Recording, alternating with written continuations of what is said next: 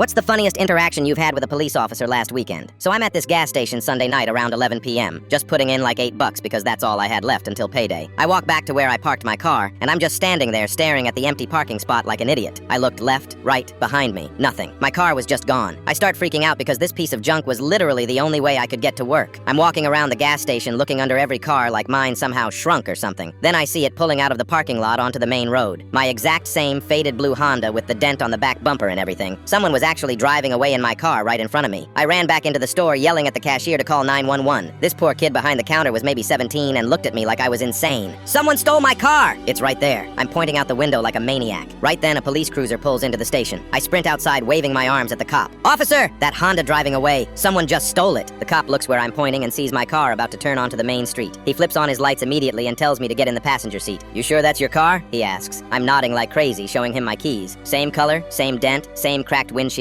That's definitely mine. So we start following my car. The whole time I'm thinking this is so crazy. Who steals a car that's worth maybe $1,000? The engine sounds like a dying lawnmower and the air conditioning hasn't worked in 3 years. But whatever. Some people will steal anything, I guess. The chase lasted maybe 10 minutes. My car wasn't exactly speeding. It was going like 30 in a 45 zone, which honestly should have been my first clue. Something was weird. The cop finally got the car to pull over in this parking lot behind a McDonald's. The driver door opens, and out steps my identical twin brother, Kyle. I'm sitting in the cop car just staring at him. Kyle looks equally confused, seeing me in a police cruiser. He walks over with his hands up, looking completely lost. Dude! What are you doing? I yell through the window. Kyle's face is priceless. What do you mean, what am I doing? You told me to take it to get the oil changed. The cop is looking back and forth between us like we're some kind of sitcom. That's when it hit me. Earlier that morning, I texted Kyle asking if he had time to take the Civic to Jiffy Lube because I had to work a double shift. I completely forgot I sent that text. My brain was so fried from working 14 hours that day. The officer gets out of the car and looks at both of us. Is this real life right now? Kyle and I start explaining at the same time, talking over each other, pointing at the car and gesturing wildly. The cop holds up his hand. One at a time, please. I explain how I forgot about my text and thought my car was stolen. Kyle explains how he was just driving to the 24-hour oil change place and had no idea why a cop was chasing him. The officer is trying so hard not to laugh. So let me get this straight, the cop says. You called the police on your own brother for taking your car, which you asked him to take. Kyle and I both nod. The cop shakes his head and starts laughing. This is definitely going in my report. He didn't give anyone a ticket, which was amazing because Kyle didn't have his license on him. But here's the best part. The cop made us pose for a photo holding this piece of paper that said, I called the cops on my twin. He said he was sending it to his wife because she wouldn't believe this story otherwise. Kyle never did get the oil changed that night. We were both too embarrassed to drive anywhere after that. The cop followed us home just to make sure we didn't cause any more chaos. When we got there, our mom was waiting on the porch because apparently someone called her saying her sons were involved with the police. Explaining that whole situation to her was even more awkward than explaining it to the cop. She made us both sit at the kitchen table while she lectured us about communication and responsibility. We're 22 years old getting scolded like we were 8.